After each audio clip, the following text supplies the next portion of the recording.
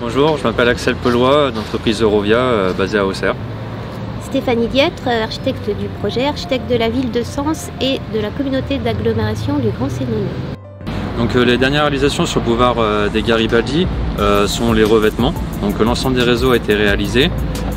Les derniers revêtements du coup ont été tirés courant du mois de novembre, donc avec des bétons, des revêtements pavés et également le sable stabilisé sur toute l'esplanade.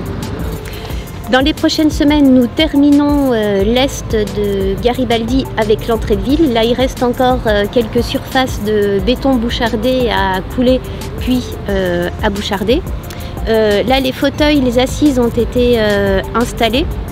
Donc prochainement, on va pouvoir aussi terminer l'axe entre la rue Carnot et la rue Beaurepaire, donc en pavé. Donc ça, c'est toujours des choses les plus longues à faire, puisque le pavé, c'est un travail finalement assez artisanal. Ça se pose à la main. Ensuite, il y a un temps de séchage assez important des joints, donc c'est toujours ce qui prend un petit peu plus de temps. Du coup, le parking initial qui était à l'existant en enrobé, il sera en revêtement clair, donc en béton. Donc, ce qui permet en plus de ça de réduire l'effet îlot de chaleur urbain. Tous ces revêtements-là différents font partie de la charte cœur de ville de la ville de Sens.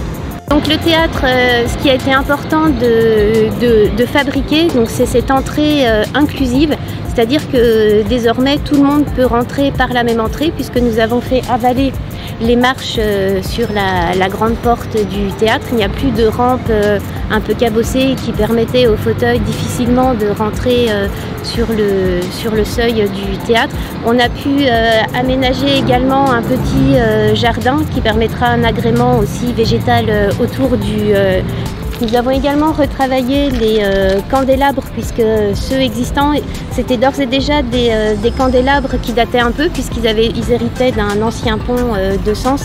Donc nous les avons remplacés par des candélabres de style, qu'on peut d'ailleurs retrouver par exemple autour de la pyramide du Louvre ou sur les Tuileries. Voilà, c'est un style classique haussmannien qui s'harmonise assez bien avec la façade classique du théâtre.